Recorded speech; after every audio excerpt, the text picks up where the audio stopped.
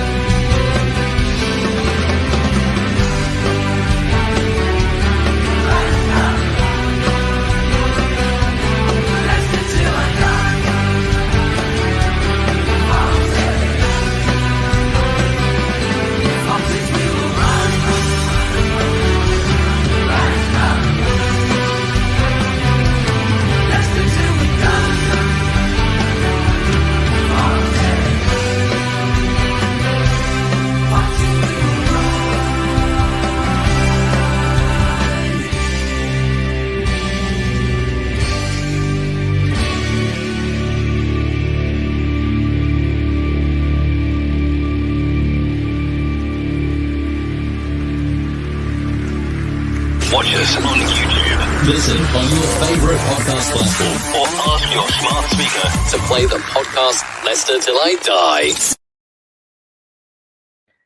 Good. Well, I say good. Let's just say evening, day, morning, afternoon, night, bye, hello. I don't think we can say good, but we can't say we weren't surprised. If you saw my chat with Gavin McGaw, ex-executive from the EFL, as he was saying, then we weren't going to get charged unless they knew something was in the pipeline. And I think we were that close to the 3-year rolling figure last season that there's no way we couldn't have gone over.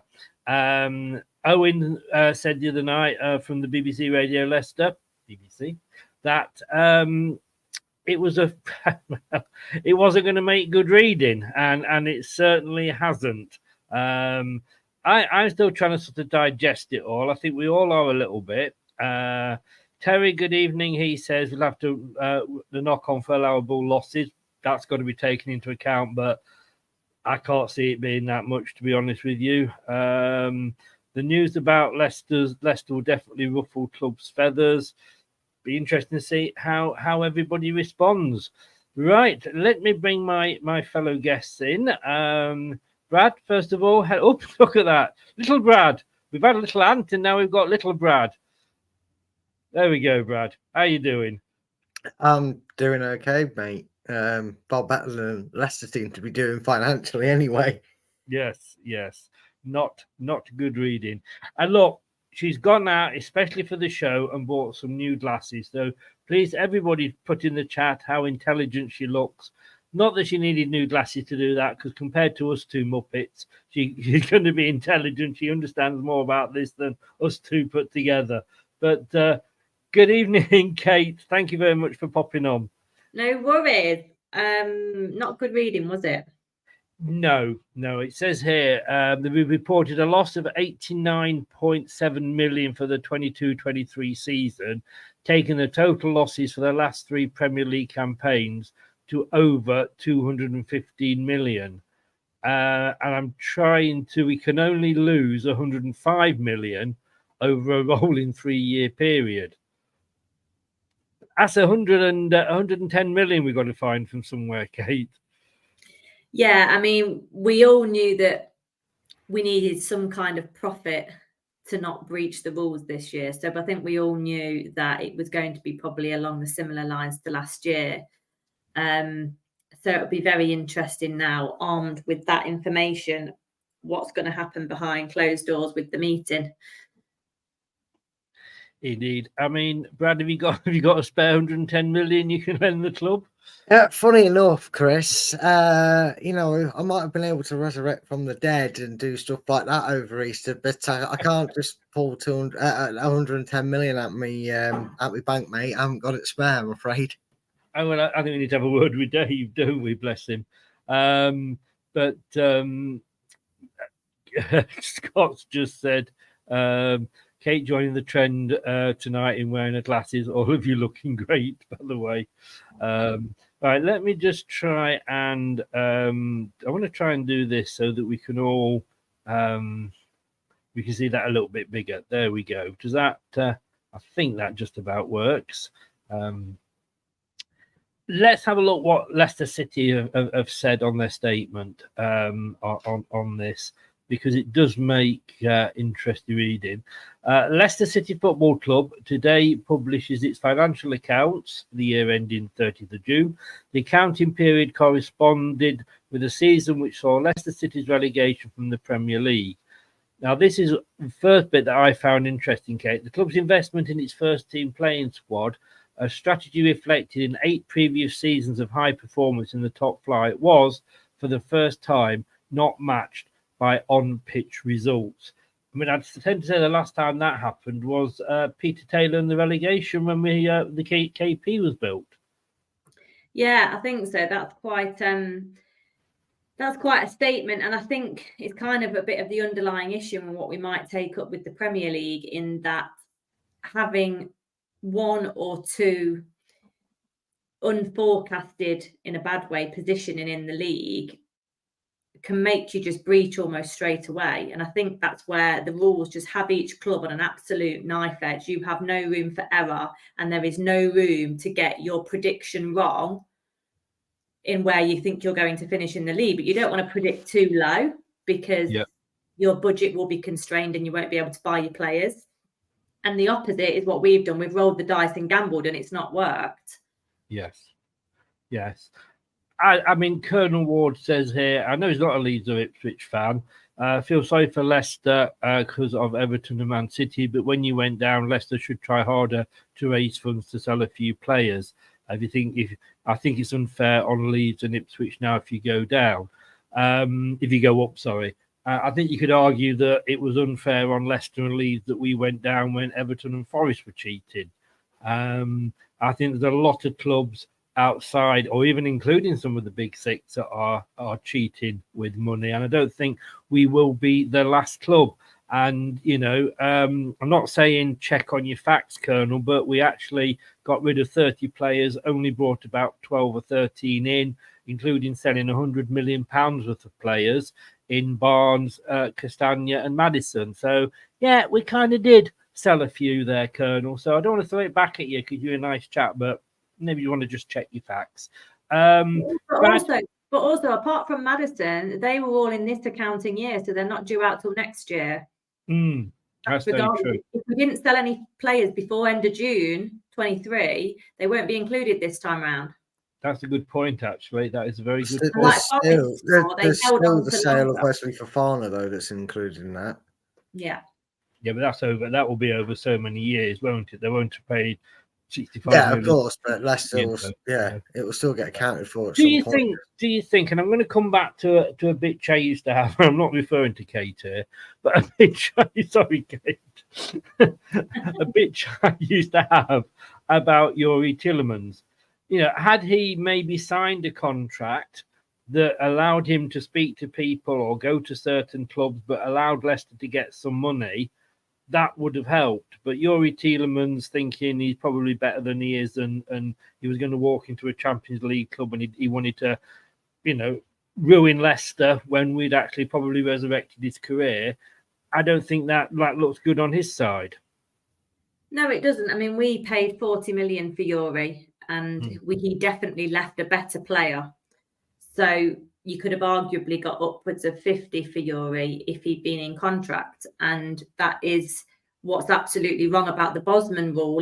I think the Bosman ruling is fine and fit for purpose in the lower leagues. Like, I had a friend who played in League 2 level football, and the Bosman ruling helped him out because he actually wasn't able to play, depended on his salary on a pay-per-play basis, so could actually finally get out because of the Bosman ruling. It's favourable for those clubs because their wages aren't very big. They're just normal working man wages. When you're looking at this kind of money, where they're multi-millionaires, the Bosman ruling and the impact that can have when you're so constrained by financial fair play can be just devastating. And although 50 million wouldn't necessarily have helped us, but it compounds that each year, doesn't it? And each club's in the same position, but it is a compounding effect of that.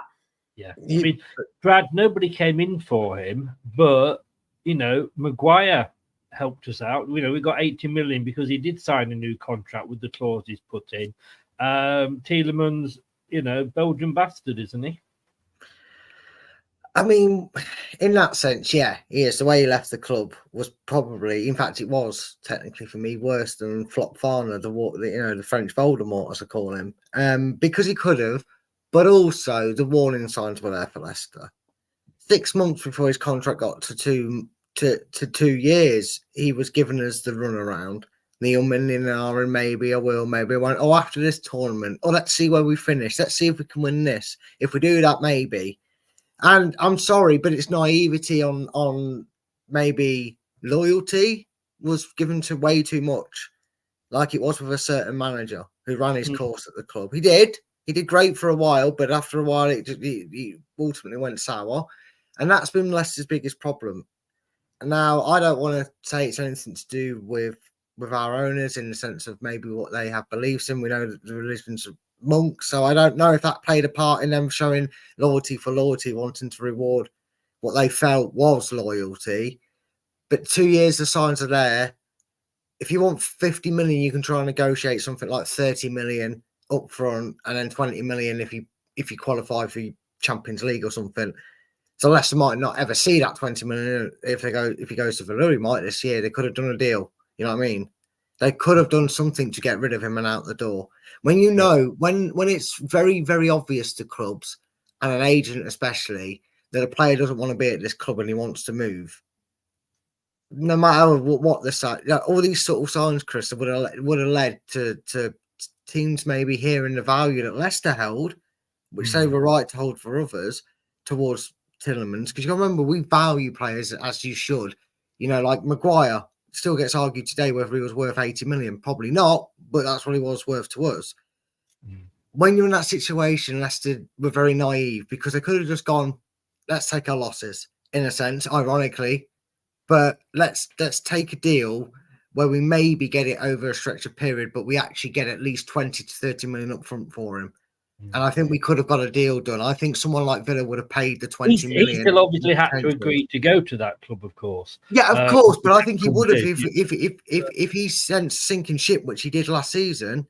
He could have easily on that summer gone, arrivederci, I'm off. See you later. I'm going to I just lump him in with Fofana and even Dennis Wise. Definitely, he could have. With the way that he could have done more to help. The club can't be aren't blameless in his departure for free either, if you know what I mean, because of that. They I'm sure. Well, they took the gamble on it. Yeah, again. And Kate, the next part that it says here, the consequences of this disappointment, combined with the costs arising from the club's long-term commitment to maintaining a strong squad of players, were the primary factors behind the pre-tax loss. The problem, which was not quite as bad as 2022, but almost the same. And it is hard because as a club we want to compete, and I know. Somebody said here that Scott it was actually that said we've made a lot of mistakes in players we have brought in, but we can't go out and buy, a Ronaldo or a Messi. Man City can, Man United, Newcastle, they all can, if they wanted. We can't. We have to take the risk, don't we, on bringing somebody in a little bit cheaper. Soleimani could have worked out, and we lost 30 million there. But that's the risk we take of trying to bring success to the club, which the fans would have moaned about had we not tried to do that. Yeah, absolutely. Reading this statement, though, I think the transfer business is a secondary issue. The primary issue is contracts. Now, that's that paragraph there that you've highlighted. So what that says to me is we are 35 million quid down this year on turnover from 2022. And then it says somewhere along there, later down, that 75 million was gobbled up by the lower position. Yeah, that's it. Lower was offset by a significant lower than budgeted league position and a costly change in first team manager. So if we're saying at the top there that the 35 million difference is the loss of turnover and revenue, that leaves 40-ish million remaining, which says to me the best part of 40 million was spent on changing manager. Possibly, that's a good point. Actually, that is So a very that, good point. and that's the problem. And I think as well, within the accounts, it says 112% of revenue was spent. 112% was spent on wages. This is the issue. The transfer money is what's bailing us out a bit and probably stop the situation being horrendously worse. But the contracts, like who is agreeing those wages to be 112% of revenue? I get that revenue dipped a bit, but it's still astronomically high. And it's costing you the best part of 40 million to change the management, which probably included John Terry and Dean Smith as well. Yeah. So who's agreeing these contracts, which are clearly unaffordable? That's more the issue, because you can't not pay. You can decide what transfer fee you pay. It's a one-off agreed figure, but with wages, it's a continual 3, 4, 5, 6, 7 year payment. It's a difficult one, because I presume we would have budgets to fit into. I mean, I don't know whether it goes all the way up to top. I'm sure top would say, whether it's down to Susan or whoever, right, this is how much money you've got to spend. But you made a point about this on the show the other day, didn't you, Brad, about wages? Yeah, because wages is the biggest problem that any club struggles to deal with. And it is just ridiculous. You've got to remember as well, how close would we have been to it when was the rules of all these implemented? Because how close were we to it when we got them ridiculous contracts for players who we gave release clause 2s and new cars to when we won the league? I mean, look, probably our best financial season on record, although one of the seasons under this investigation period, Kate, if you believe, is actually more than this for a loss. And it was a year we won the FA Cup and finished 5th, so maybe not. But we had ridiculous contracts going all the way back. Again, the warning signs were there for this to be happening. And I think it's basically it's a phone call between manager, board, director of football, because he'll sit down, negotiate a contract, and they'll make demands basically of each other. And then the negotiation is, well, we don't want to give you that. We want to give you this, though. Well, that do. And then the player turns to the agent turns to the player and goes, well, that's what they're offering you. I say take it, or let's see if we can get that. And then eventually a deal struck. But ultimately, yes, somebody in the board will have approved all these decisions. And that just maybe shows there's a lack of understanding in that department.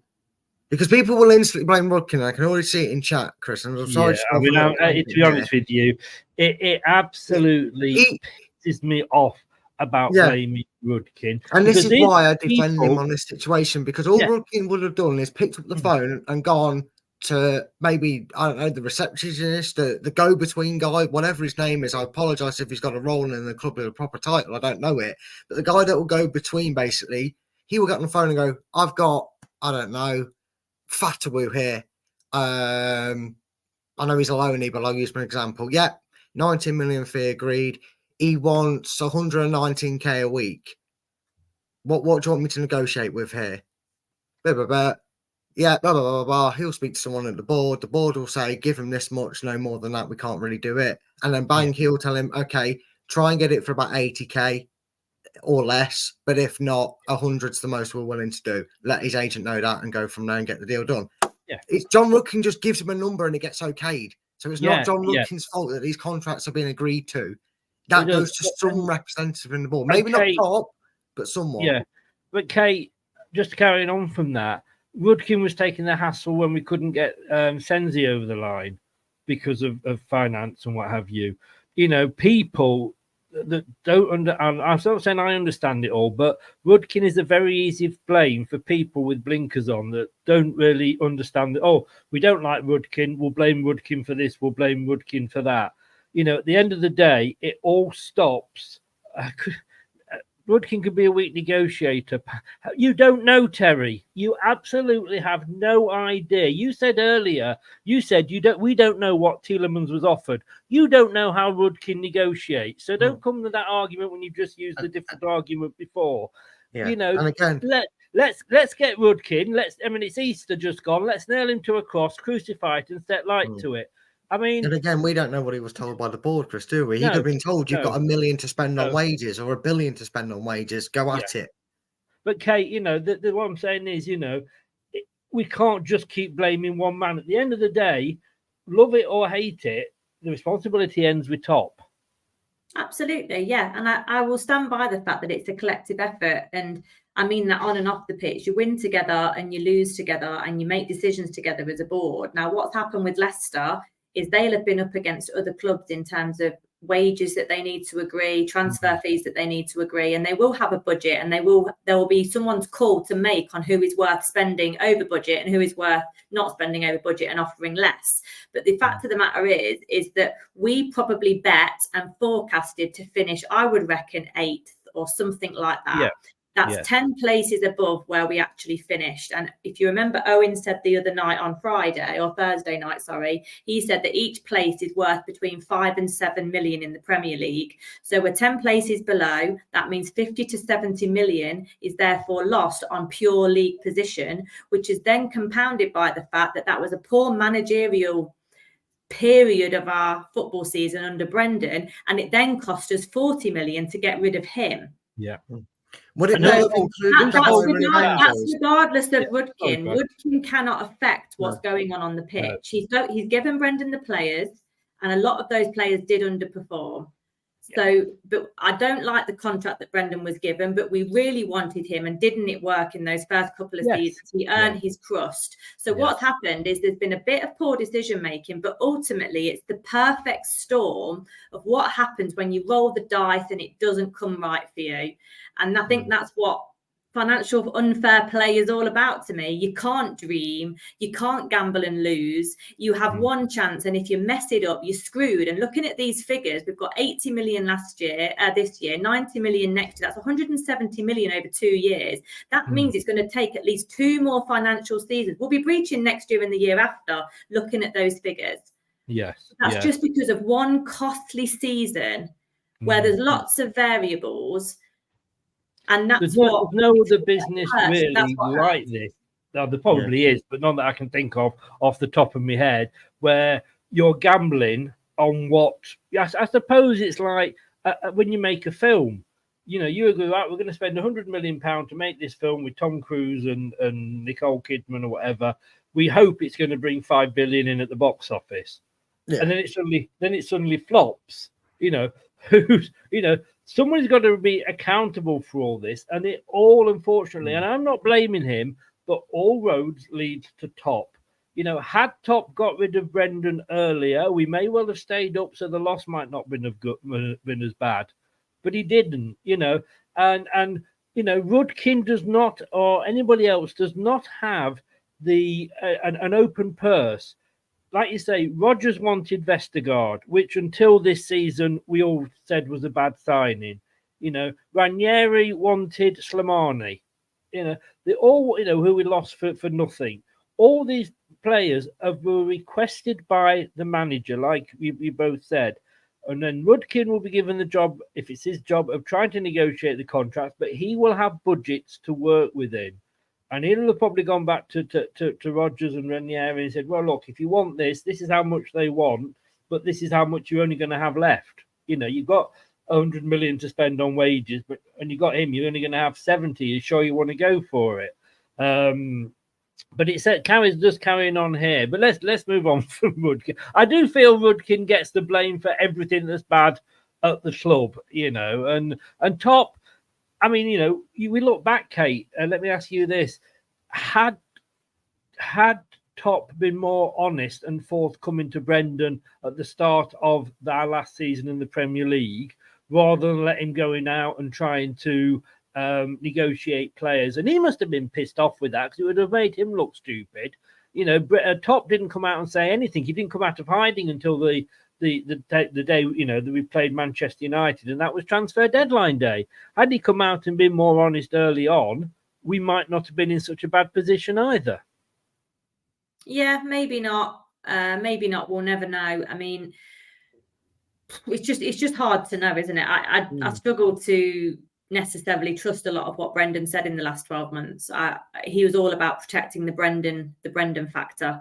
So I do struggle with that, but I understand what you're saying. But we just don't know what goes on behind closed doors. It's the same argument people were slagging off Rudkin for. We genuinely don't know. Rudkin is a good figurehead who puts himself about a bit. He has to as part of his job, and he's always the face of transfers and anything else. So it's easy to point the finger at him, and it's easy to point the finger at Top where money's concerned. But the ultimate thing is, like I've said, is the perfect storm happened. We could not have forecasted that. Top might have been thinking and said to Brendan, transfers we've got to cut back on because we're sailing too close to the wind. Not even thinking in his head, it's going to cost me 40 million to sack you because you're going to have a horror this year. Yeah. He might not. What the problem is you don't want to forecast too low because then you can't spend anything.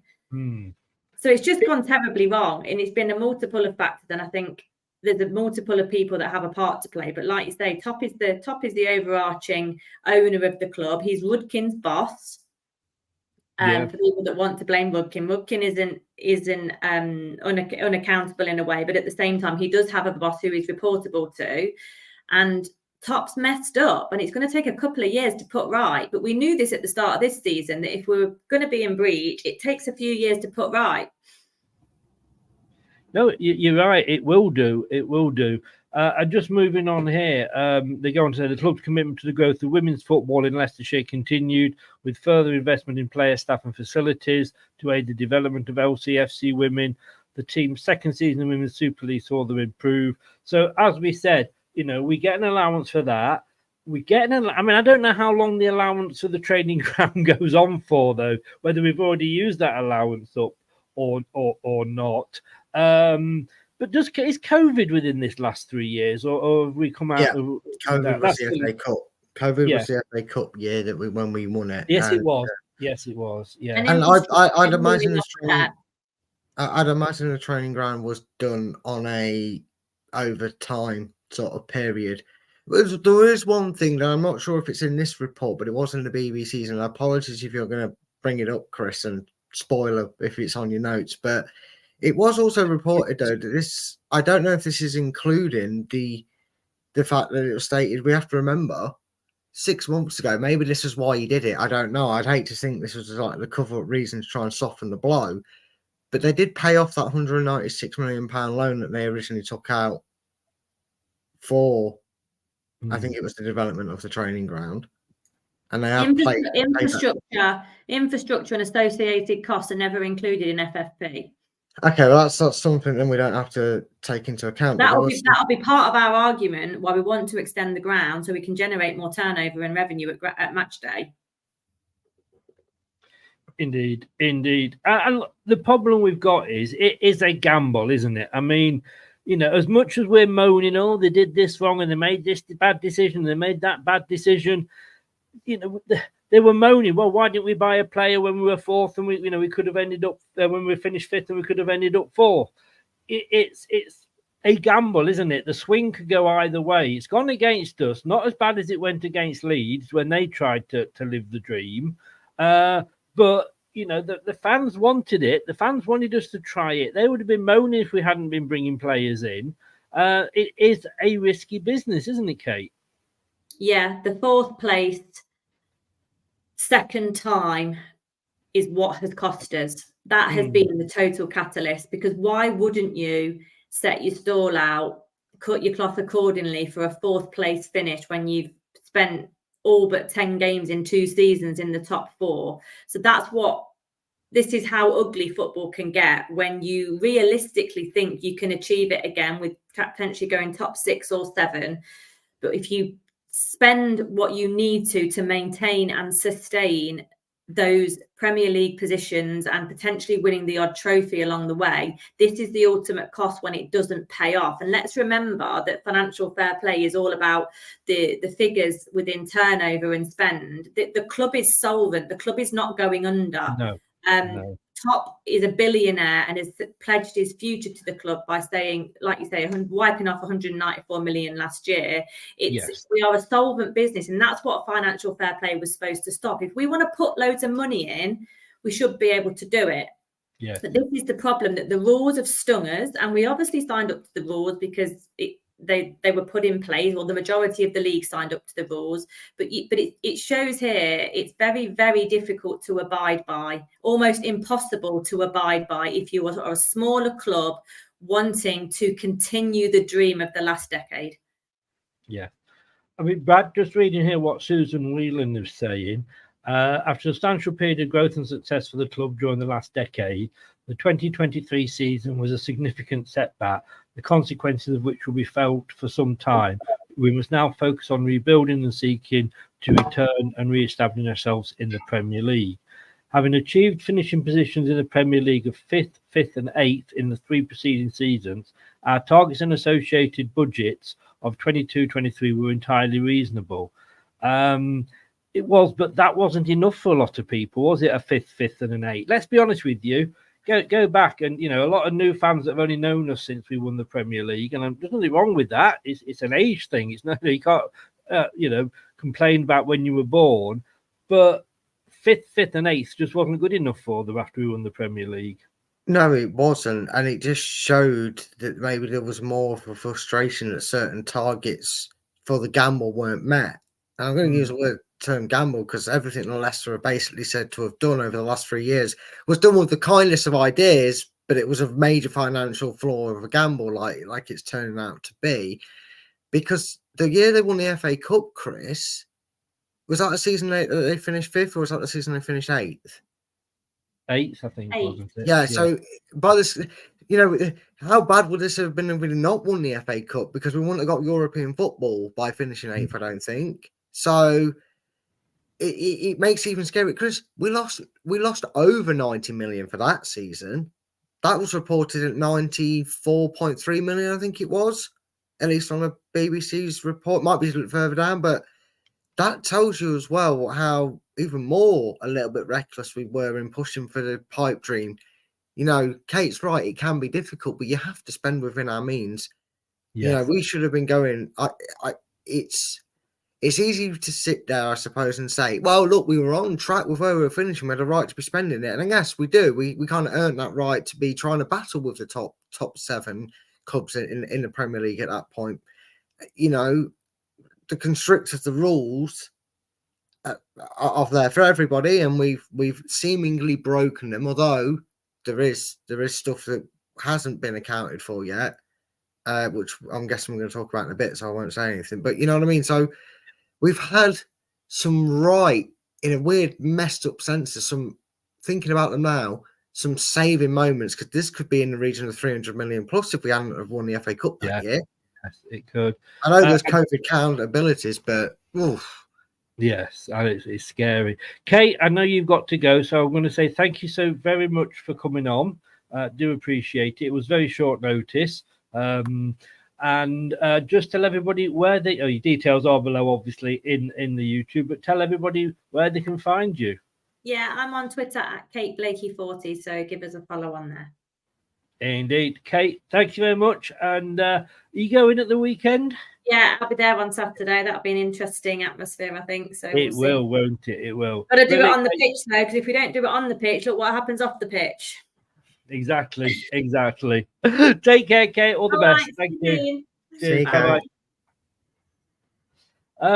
Kate had to go. I know she now the brain and the cell have gone all in one video. Now what we're going to do, mate? I don't know. This is it. Otherwise, we'll just give up now. The thing is, as well, is despite us being a one-county club, as in there's no other real professional, top tier professional, or not just top tier, but top tiers professional teams in Leicestershire. Once you get past Leicester, we don't have the support of some of the other big cities, obviously London, Manchester, Liverpool, and Newcastle. If we build a bigger stadium, which would obviously help the number of people coming in, would we be able to fill it? Well, that's the risk you take, isn't it, Chris? Because there's only so long you can contain an ambition. And, in hindsight, a club that's now, annoyingly, outdoing Leicester in that aspect of challenging for Europe or being at least in European competition. I know they're not anymore because they got smashed by Roma the cursed team that knocked us out, Brighton, the Amex Stadium's a pretty decent sized stadium, but you know, their owners might have a little bit more on the brakes than Leicester on the idea, but I'm sure they're thinking if we can start getting European football more consistently, we're going to make more available match day revenue. We need to take advantage of this. We need to get ahead of the program. And I think maybe in a weird twist, 13,500 is the Amex. Well, yeah. So again, they're in the same sort of, well, a little bit more than Leicester, or less than Leicester. Just slightly less than Leicester. Yeah, slightly less. They're in the same sort of area. So the thing is, Chris, we're not psychic, because if we were, we wouldn't be in this position. I'm sure we'd be in a different position. But if the club was psychic, Chris, these wouldn't be. Imagine if we'd have finished 5th and not 8th that season. So qualified for Europa League and won the FA Cup. It's all what ifs and gambles that have got us in this situation, Chris. Because ideally, after Leicester won the Premier League, it's like, right, do we knock a stand down now and extend it and miss out on the Championship season with a stand with like 7,000 or 8,000 fans less per game?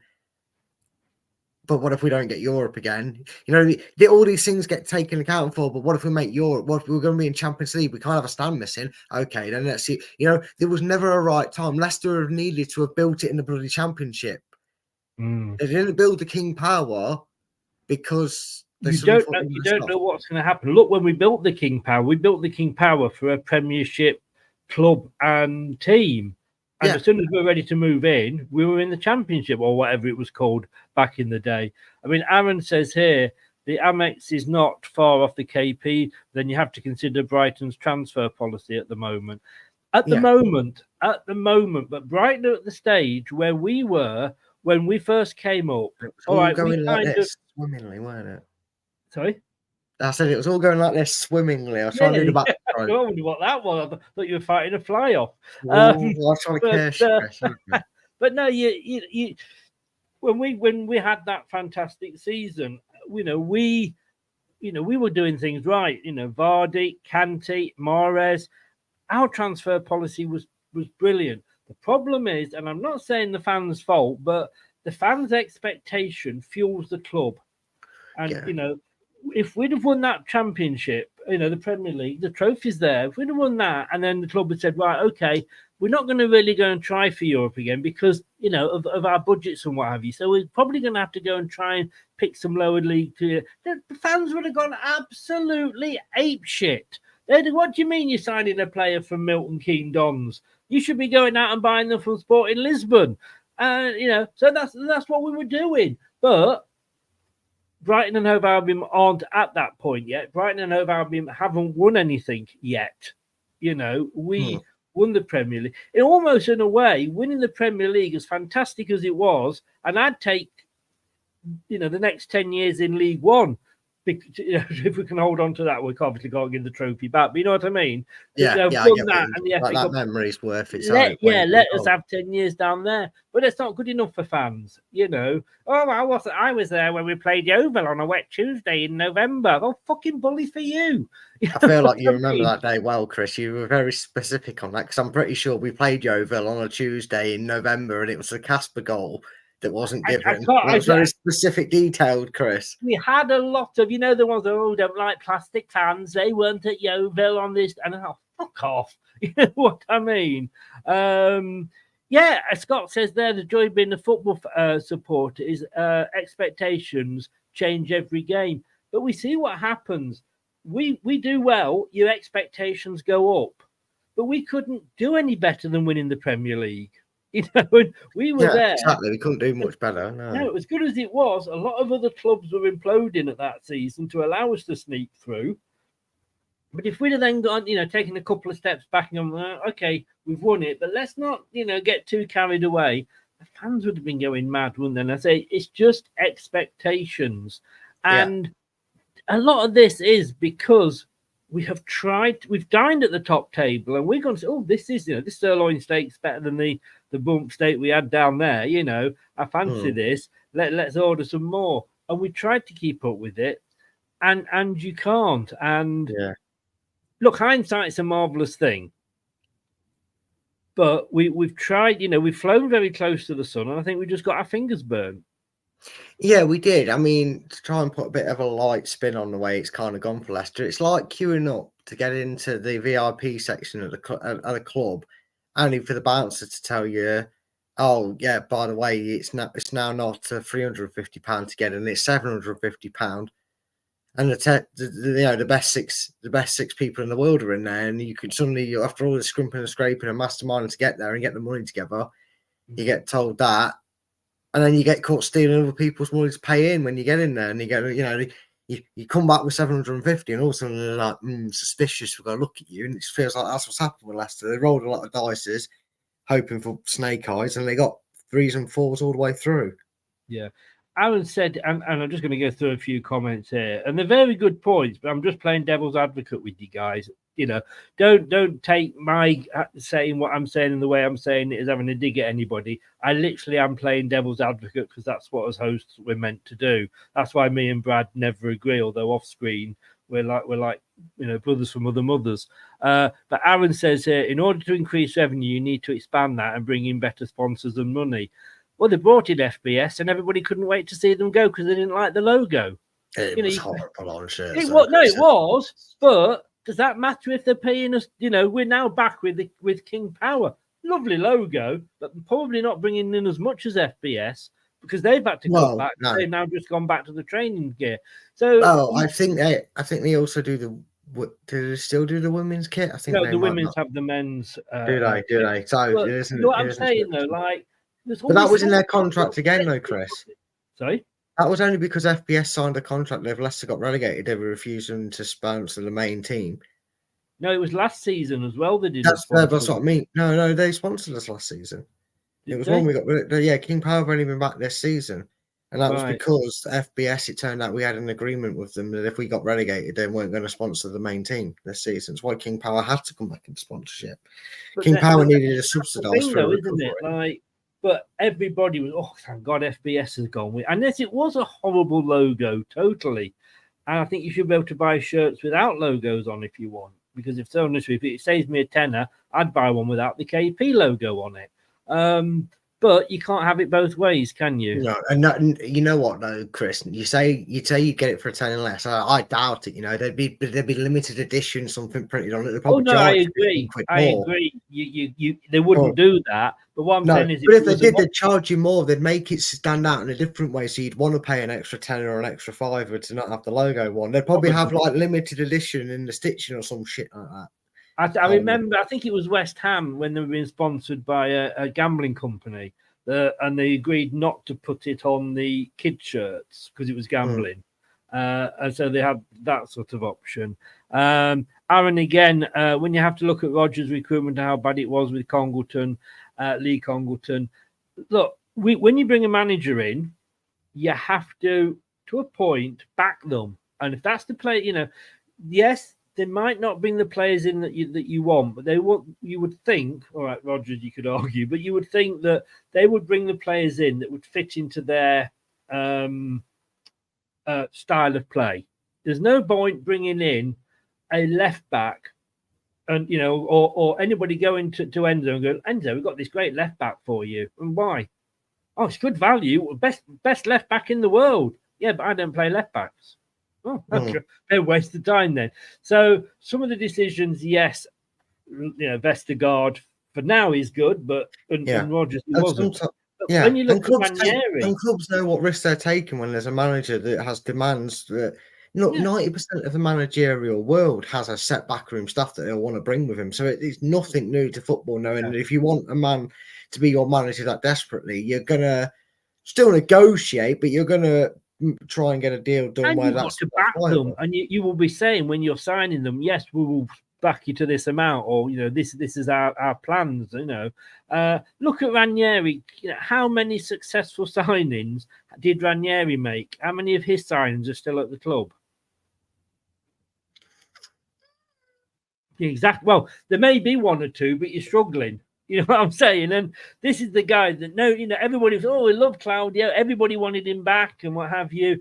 But he signed some absolutely awful players. And I'm sorry, when you do sign that's annoyed you now. You're going to try and find one, aren't you? You know, where it's the scouting club people might go off and go, look, we found this player, and Ranieri might go, okay, he's good, I like him, bring him in. And then, but then Ranieri might say, well, I want this one. It's a coming together of the two. And so a lot of money can be wasted on players, especially if you bring a manager in that isn't successful, you get rid of him quite early, and you're stuck with those players then. Yeah, I mean, at the end of the day, that is what it comes down to. A manager has his preference on and off the field. He'll want his own backroom staff. He'll want his players. He'll say that. But again, it's like Kate said, this all goes through what you know, what a manager wants and what he's able to get. And it's not like any manager that's ever come in, even as far back as Powell, you know, these managers were given what they needed to potentially be successful in their tenure at Leicester, and it hasn't always worked. And we've got to say with Rodgers, and look, we all hate him because of where he eventually took us to. Hindsight's a wonderful thing, and I'm starting to wonder, like I said to Kate earlier, was it a case of he was dropped in it? And I did allude to this before, you know, that Top maybe hung him out to dry a little bit.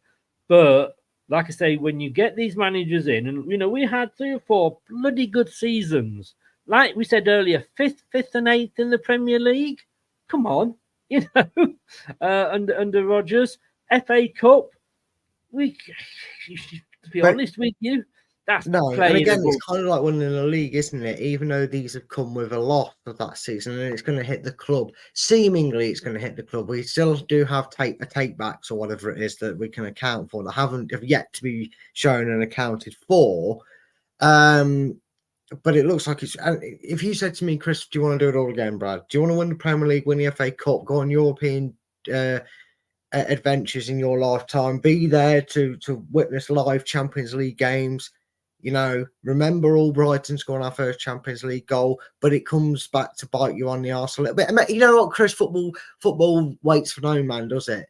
Remember what we were saying backstage of 2002 relegation? We went into administration. We dodged points deducted that any other club got afterwards. So Leicester have twice been in a situation, Chris, which has required rules to be changed after what happened to Leicester. So maybe this is football and karma coming back after all them years, because we really got away with murder that season. The rules changed instantly after we did that. Because of us, yes, indeed. Yes. Indeed it did, you know. You are quite right. Just to read the last bit of this, here as we go down. The long-term and ongoing financial security and commitment provided by Kun Awat, his family. Easy. I'm not going to attempt that. Chris, I found a player that is still technically with us that Claudio Ranieri signed. Don't get excited. It's Daniel Iverson. Yeah. Says it all. There's a player on here I didn't even know we signed. We signed him from Chelsea on a free. Freepik Bolakar. What happened to him? No idea. I have no idea. Must have been a youngster. Yeah, but so the long-term and ongoing financial security commitment provided by Top, his family, and King Power International enables the club to rebuild with certainty and confidence. We're infinitely grateful for the faith and support of our fans, whose commitment and total and loyalty continue to inspire our mission to restore Leicester City to the level which we all want to compete. Look, we're in trouble. If we do get promoted, we may well start with a minus points deduction. If we go back far enough, all those years before we went down to League One, when basically we should have gone down and we just somehow we were bottom feeders in the second tier then. I would not go back to those days. I'd sooner be where we are now with a points deduction than going back to those days. Yeah, and I lived through them days when it was 1-1 at the King Power against Yeovil Town. Thank you very much. I can't know. So even though I don't thankfully remember too well in living memory, I was also part of the McGee and Little circus roundabout that happened over that 18-month period. with them pair or whatever it was. Or well, it's longer with Brian Little was here longer, but it felt like it, didn't it, with McGee and that, how they left. So look, we've all been there. And look, if we are accounted for it, like I said, this isn't as damning as people may think just yet. It probably is still going to be that we're over budget. I've just got this feeling. But I just don't know where 16 million, I guess, is going to get found. 106 million or whatever it is, we need to find. Well, if you go onto that story on the website, the annual report and consolidated financial statements for the 13-month period are available via a PDF. 64 pages if you want to read through it. I'm all right, thanks. Are you all right? Just saying here, the directors, you've got Top, you've got his brother, Apichet, is it? Sheila Louis and Susan Whelan. So you've got 3 members of the same family there. So, Susan Whelan, whatever she thinks, would not even, she could be outvoted, couldn't she, on most of it. So we are very much in the hands of that family. Price Waterhouse are the auditors, and then they go into the strategic review. Well, look, the 64 pages there that anybody can go on and read that. The average league attendance for 2023 was 31,887. Well, down 100. That's not going to make a lot of difference, is it? Staff costs 116%. It is the staff cost.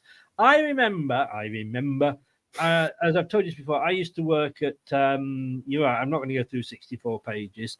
Good, because that was going well over my head. That was too over simulating. Chris, quick question for you. When did we sack Ranieri? Did he get the January transfer window in 2017?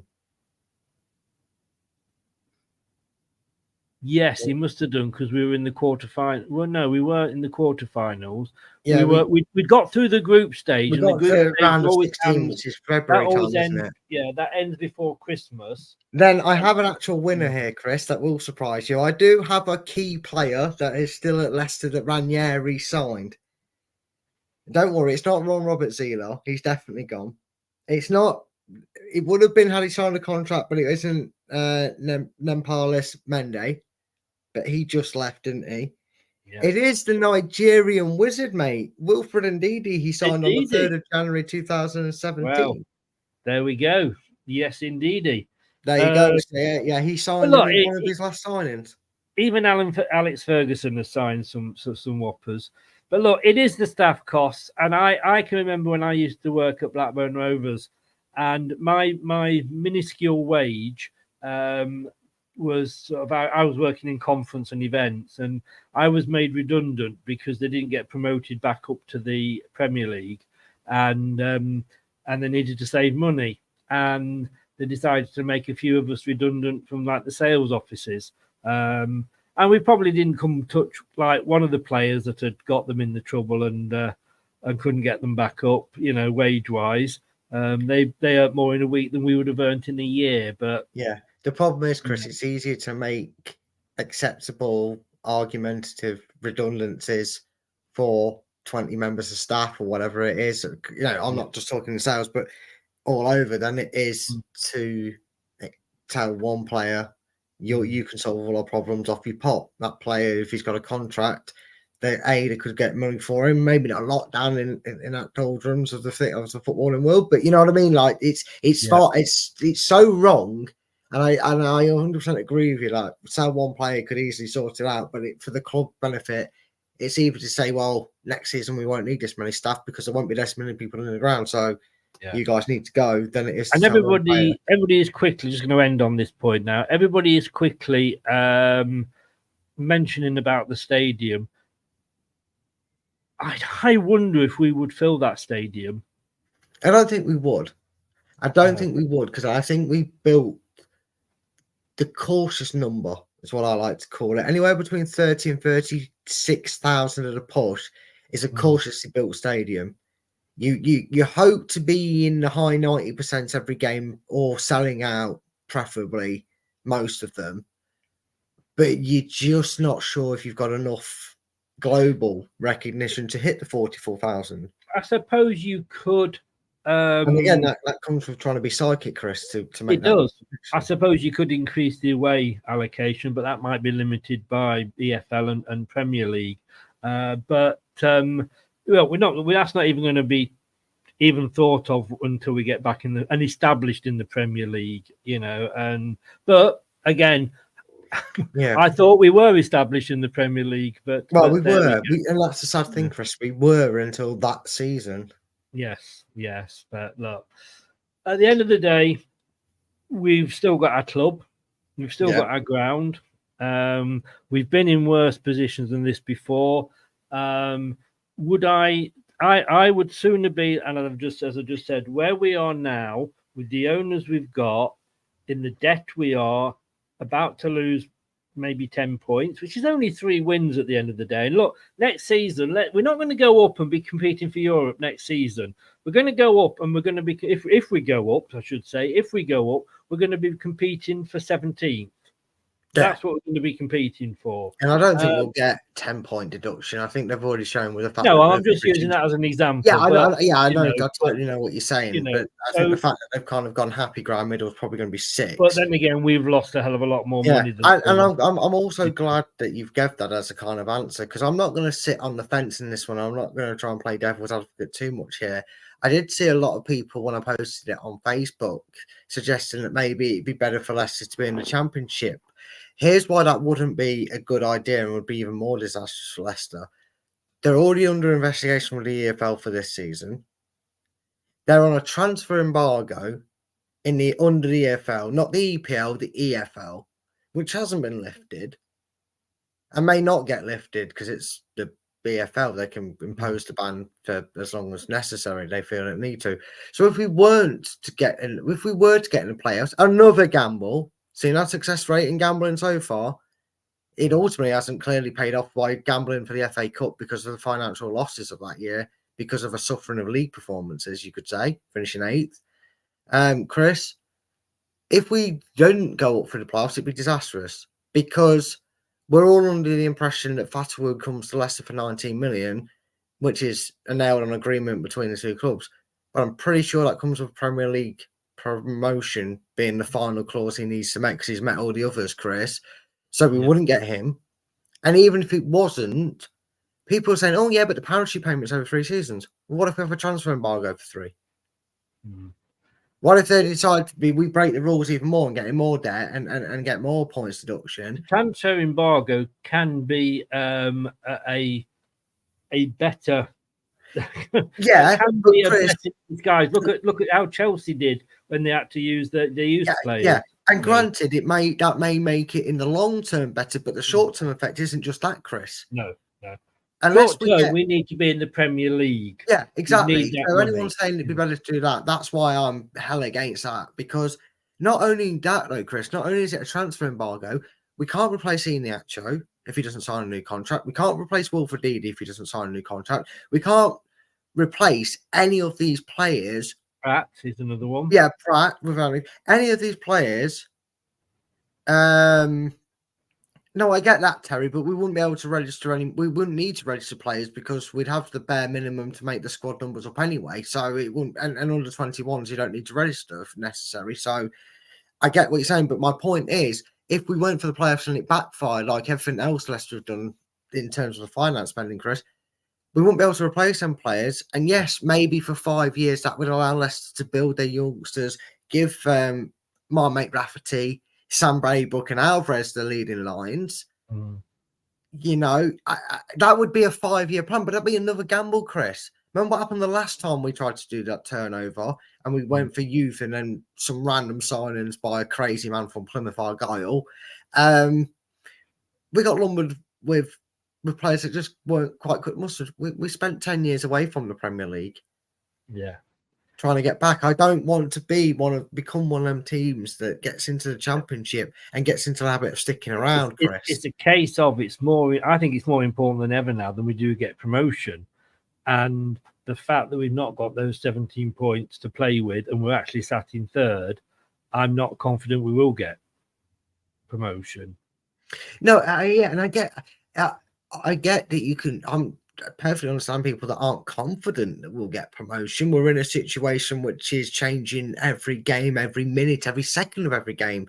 Leicester went from top to second to top to third in the space of what, 7 hours, Chris. That's how it is at the moment.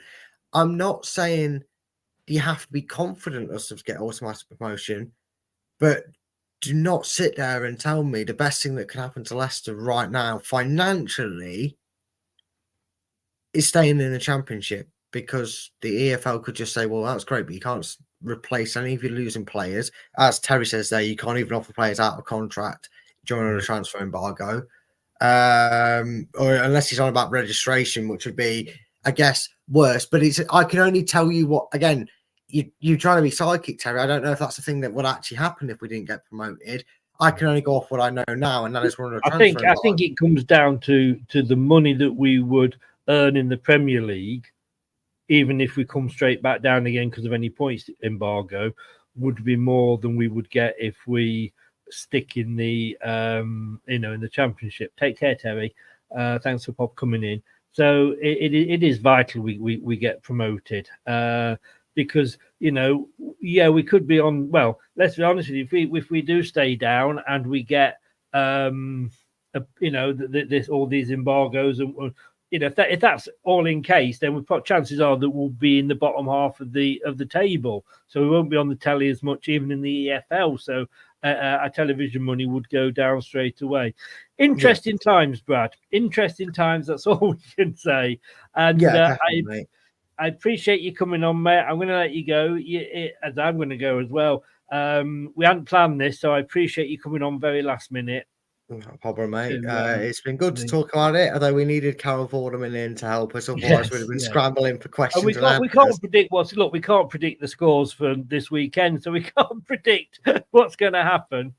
That's very true, mate. That's very true. Maybe if we all donate our points to Leicester and see if we can convert them, like chopping points, like your Tesco's club card. Do we get like a reward system? Can we all put our prediction 3 points together and try and pay off the debt? Can I just say, do I speak English? Yeah, pretty certain. Yeah. Because I don't know what this gentleman's been listening to. You must be confident of going up. Is there anything I've said in the last 1 hour, 2 minutes and 58 seconds that has sounded confident about going up? If anything, I would say I'm completely the opposite. Yeah, I would say the same, because we've lost the right to have that little swagger confidence about us by poor results on the pitch. Right now, we are in a battle for the playoffs. Yeah. And everything I always say is if we go up. I've never said when, or if I have, I've corrected myself to say if we go up.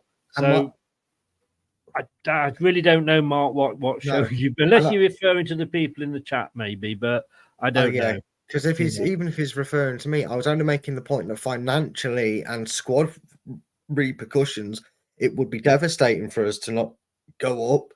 But I never said I'm really confident this is all going to be fine because we're going to get promoted, and neither of us have said anything like that. So who knows? Yeah, as Paul's just added, there have to go up for the survival of the club financially. No, I don't think it is, because I think King Power, look, they could bail us out tomorrow if they needed to. If we were allowed to, they could just write it off, and not even, notice, any lightness in the bank account. But so we're not in financial trouble other than, yes, on the league, the point side, but certainly not, we're not going to go bust. We're not going to go bust. But like I say, financially, we need to go up to help us. Basically, we earn. Look, it comes down to the fact we earn more money in the Premier League. It's as simple as that. Brad, thank you so very much, mate. I don't think we're any the wiser, but it's got it off our chest. It's good to talk, as BT used to always say. It's good to talk, yeah. And unfortunately, I'm not charging you by the hour, so you're lucky. I know. My therapist said it's good to talk. It's good to share. Yeah, but thanks very much, Brad. Where can people find you? They can find me on LTiDtv 2, where we do all things WSL women's football for the Leicester City Women's. And it's also the LTiDtv football quiz. It's a Leicester City based quiz. It is the Leicester City football pyramid.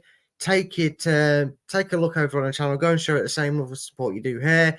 If you love Leicester and love quizzes, that's the best place to go. Because Craig took on the Leicester City football pyramid. See how well he fared. I'll give you a clue. If you've ever seen the show Tenable, it's basically that. But we jazz it up Leicester style. So go ahead and show us all the love and support on there. It's much appreciated. The link is there the link's always in the description below, but I've just put it in the chat for ease. Go out and give it a subscribe and a follow as well on that, as well as, of course, this great channel. But as Scott said, Brad, thanks very much, mate. I will see you at the weekend. Yes, you'll see me back here on the Friday for the predictions. I won't. You won't, but these lovely people will, because they're all subscribed and got notifications turned on, haven't you? You have now. You hadn't already. You have now. I know you have. But yeah, you'll see me Friday. Because on Saturday we're playing Birmingham. No Rooney, no Sky. Yeah. I know, right? How dare they? I wonder why Sky aren't covering it. Who knew? Right, mate. Thanks very much, and good luck on Friday. But we're back here 7. We're back here. I'm back here 7 tomorrow for the preview. Brad's back here. No, I'm not. I'm here Thursday at 7 for the preview show. Brad's here at 7 on Friday for the prediction show. We're both back here at the normal time of 2:15, a decent time for the watch along. Thanks to everybody that's been joining in the chat. Thanks to everybody that's been watching. Thanks to everybody that's been listening via the podcast. If that is what you've been doing, thank you for lending us your ears. But until then, we'll see you next time. It's goodbye from me. And it's goodbye from him, because I can't be asked to figure out how the camera works. There you go. He's learning. He's learning. Goodbye, everybody. Thanks very much. Bye, Rob. Thanks for watching. These videos are tremendous. You'd better like them too, or I'll be back. The TalkSport Fan Network is the ultimate on-demand destination for the UK's best fan-led football podcasts, including Leicester Till I Die, independent analysis and reaction for the Foxes faithful. The TalkSport Fan Network. Unbeatable club-dedicated content created by the fans, for the fans. Follow the podcast on the TalkSport Fan Network.